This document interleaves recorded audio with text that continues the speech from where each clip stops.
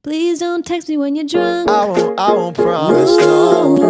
Or don't text me at all. Semangat pagi, hidup baik. Balik lagi bersama saya Nindya. Di episode 2 kali ini saya akan membahas seputar gaya hidup modern lainnya selain berfashion dan hangout di episode 1 kemarin. Gaya hidup instan adalah salah satu bentuk dari gaya hidup modern, yaitu gaya hidup yang menginginkan segala sesuatunya dengan cepat, di mana orang-orang menginginkan segalanya serba cepat dan serba mudah serta efisien dengan cara-cara yang instan. Gaya hidup tersebut rasanya sudah tidak menjadi hal yang aneh bagi kehidupan manusia pada saat ini, terutama bagi yang tinggal di perkotaan-perkotaan besar. Hal sederhana yang tentunya sering kita lakukan, contohnya seperti ketika lapar, kita tidak perlu repot untuk membeli keluar rumah dan harus antri lama-lama. Kita hanya menunggu di rumah, tinggal pesan makanan dengan seketika makanan datang. Relate banget ya sama kehidupan kita sekarang yang lagi pandemi kayak sekarang ini. Tidak perlu keluar rumah, tapi kebutuhan tetap bisa terpenuhi secara instan. Kebutuhan belanja bulanan dan makanan siap saji sudah dapat kita nikmati di berbagai aplikasi, contohnya Gojek. Gojek merupakan sebuah perusahaan teknologi asal Indonesia yang melayani angkutan melalui jasa ojek. Perusahaan ini didirikan pada tahun 2010 di Jakarta oleh Nadiem Karim. Saat ini Gojek telah tersedia di 50 kota di Indonesia. Di aplikasi ini kita dapat memesan barang-barang rumah yang dibutuhkan hingga bayar tagihan, pulsa, paket, dan lain-lain.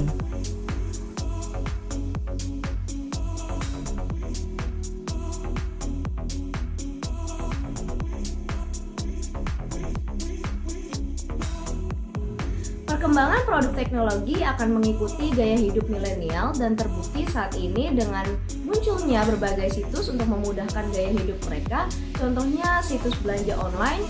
Banyak konsumen yang akan memilih berbelanja secara online dan bertransaksi online daripada harus datang ke store langsung. Karena bagi mereka, jika ada yang lebih murah, mengapa harus melakukan hal yang menyita banyak waktu? Aplikasi Shopee adalah salah satu e-commerce favorit kaum milenial. Di sini kita dapat membeli semua barang yang kita butuhkan dari ujung kaki sampai ujung kepala. Perabotan rumah pun juga dapat ditemukan di aplikasi ini.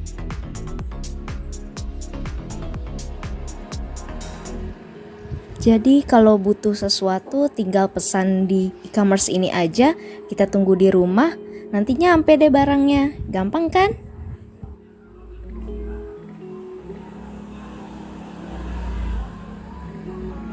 Nah, enak ya jadi kaum milenial, kita udah bisa hidup modern, juga instan, dan memiliki banyak keuntungan dari gaya hidup ini.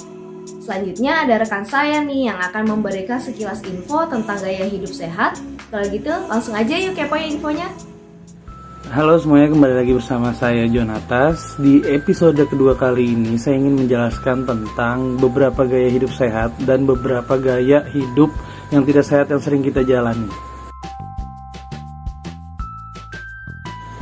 Nah, sedentary lifestyle itu adalah kehidupan yang paling sering kita alami di saat-saat seperti ini, di saat-saat seperti corona ini, yaitu bermalas-malasan, menonton TV sambil nyemil, kadang kita nonton film sambil nyemil. Memang enak, cuman pengaruh dalam kehidupan kita itu sangat-sangat tidak baik. Karena normalnya dalam kehidupan itu kita dalam sehari harus 10.000 langkah.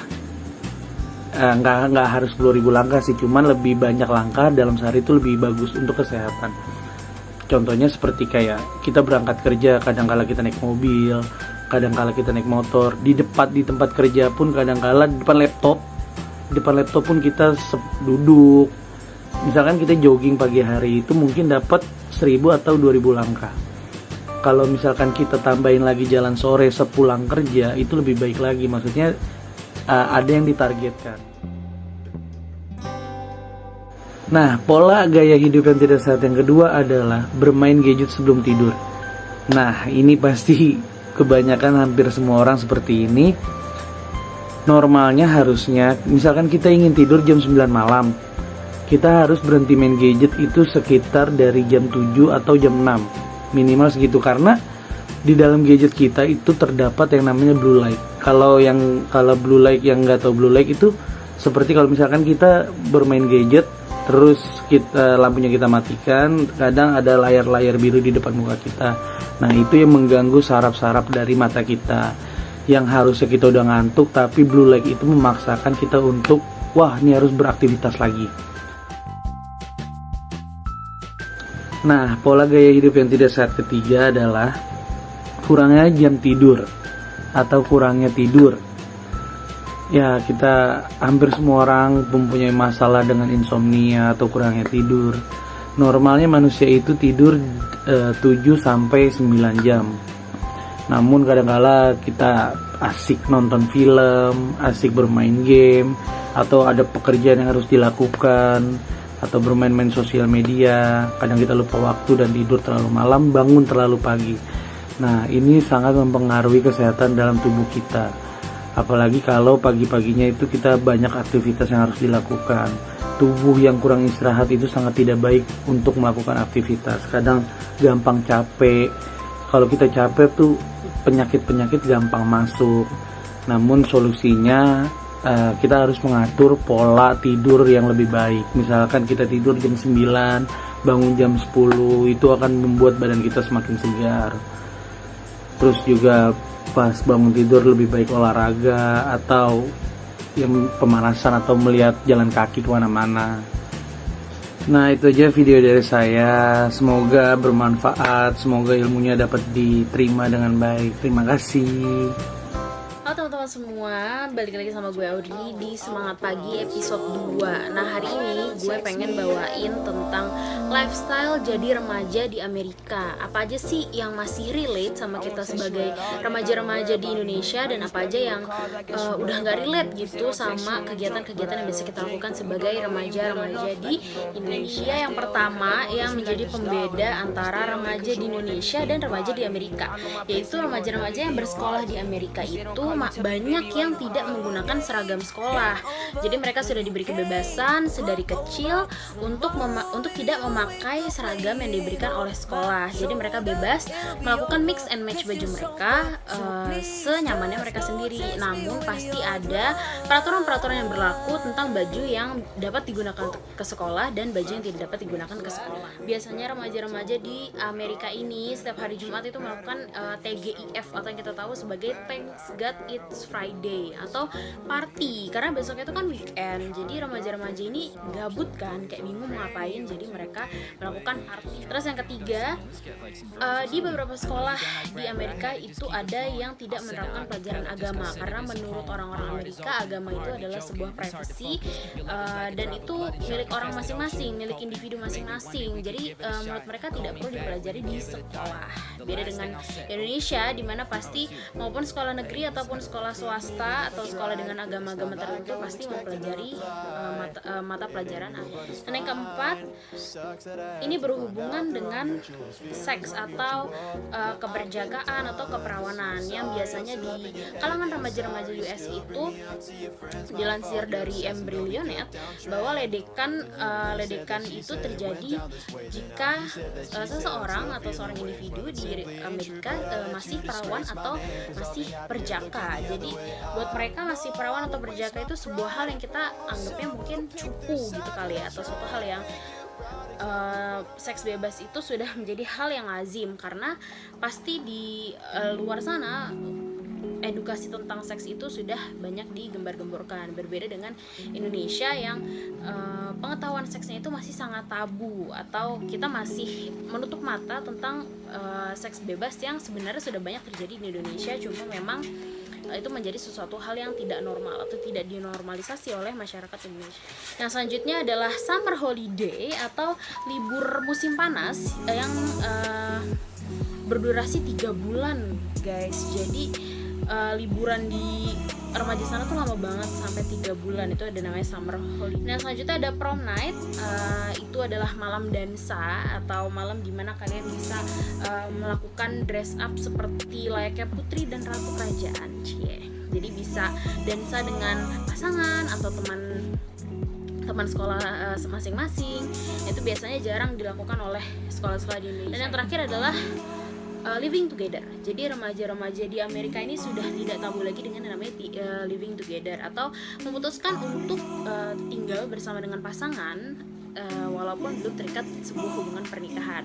Jadi ini yang menurut gue paling tabu di Indonesia, yaitu adalah living together, dimana kita sebagai seorang pasangan ingin mencari kecocokan terlebih dahulu sebelum akhirnya diikat oleh pernikahan agar meminimalisir terjadinya perceraian. Sebenarnya tujuan baiknya adalah seperti itu. Jadi sampai kita yakin dan kita tahu di mana sebenarnya ini tuh jodoh kita atau bukan.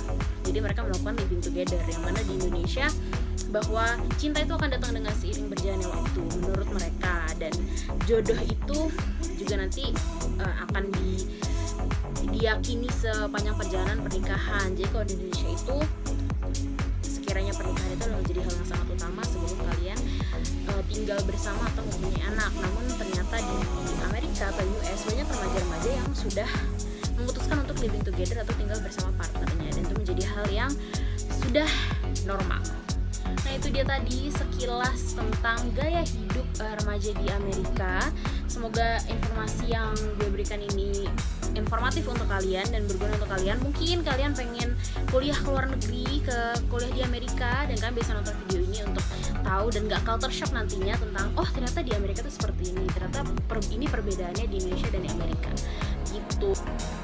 Nah itu dia sekilas tentang kehidupan remaja di US atau di Amerika. Semoga bermanfaat bagi kalian, dan selanjutnya akan ada partner saya membawakan tentang gaya hidup ala Korea. Jadi tetap stay tune dan nonton video sampai habis.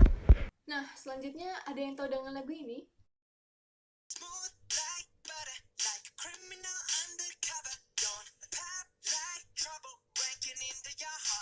Atau ini?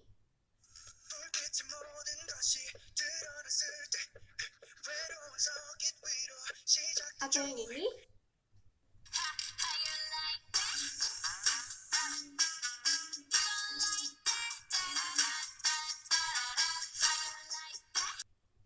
Selama tahun 2000-an ini, Korea Selatan mencuri banyak perhatian berbagai negara. Semenjak merebaknya drama Korea, kemudian dilanjut dengan demam K-pop atau Korean pop. Utamanya, Korea Selatan hampir selalu menjadi topik pembicaraan tentang tren dan gaya hidup terkini. Dan Korea menjadi arah acuan untuk tren operasi plastik. Kehidupan selebritis dan masyarakat Korea masih menjadi inspirasi dan pusat perhatian. Bahkan, Korea Selatan memiliki gaya hidup tersendiri untuk menikmati kehidupan di dunia. Berikut ini, apa aja sih yang mereka lakukan? Yang pertama, Korea Selatan kecanduan internet yang ditangani dengan serius. Korea merupakan salah satu negara yang paling istimewa untuk urusan internet. 98% rumah tangga memiliki akses internet dan hampir 2/3 dari seluruh penduduk Korea Selatan memiliki gawai pintar. Bukan hal yang asing bagi Korea Selatan merupakan negara yang memiliki kecepatan internet yang paling tinggi. Walau begitu, pengaruh dari konsumsi internet yang berlebih memberikan dampak negatif. Banyak remaja yang memiliki perilaku yang menyimpang setelah kecanduan internet, terutama pada game online. Meski dari sudut pandang ekonomi hal ini menguntungkan, pemerintah Korea Selatan tidak begitu saja membiarkan permasalahan ini semakin membesar. Pemerintah Korea Selatan memberikan konseling dan pengobatan psikologis untuk menangani perilaku adiktif terhadap internet. Dan tindakan tersebut terbukti menurunkan jumlah kecanduan internet, terutama pada usia remaja. Selanjutnya, hiburan memiliki prioritas yang tinggi. Seni dan budaya Korea telah mampu diekspor ke seluruh negara. Hal ini membuat Korea Selatan semakin meningkatkan keragaman kesenian dan hiburan, seperti film, teater, musik, dan kesenian visual. Korea Selatan telah mampu menghasilkan miliaran dolar hanya berasal dari seni dan hiburan. K-pop lah yang menduduki peringkat paling tinggi sebagai salah satu seni dan hiburan yang sangat diminati masyarakat. Musik menjadi salah satu bahan ekspor dari Korea Selatan yang sangat menguntungkan bagi negaranya, dan meledak menjadi trending topik yang sering disebut dengan Korean Wave. Media sosial seperti YouTube, Instagram, dan Twitter memiliki peranan yang besar dalam menyebarluaskan budaya Korea Selatan, di mana semua orang dari belahan bumi dan waktu yang berbeda dapat mengakses dan menikmati pertunjukan musik atau rekaman video dari industri Korea. Warga Korea Selatan pun peduli dengan kesehatannya. Warga Korea Selatan merasa paling puas dengan perawatan medis di negaranya. Bahkan, Korea menduduki tingkat tertinggi untuk masalah klinik kesehatan. Korea Selatan sendiri telah memiliki rencana kesehatan yang dijalankan dengan baik sejak tahun 1989. Asuransi Kesehatan Nasional Korea telah berhasil memfasilitasi sumber daya untuk perawatan kesehatan publik. Pemerintah Korea Selatan memang mengupayakan agar semua lapisan penduduk bisa mendapatkan layanan kesehatan yang bisa mencakup semua kalangan penduduk. Nah, itu tadi merupakan penjelasan tentang gaya hidup. Dan sayangnya, kini kita telah sampai pada penghujung acara. Terima kasih telah menonton. Sampai jumpa pada episode selanjutnya. And I'm too shy to say it's my first love.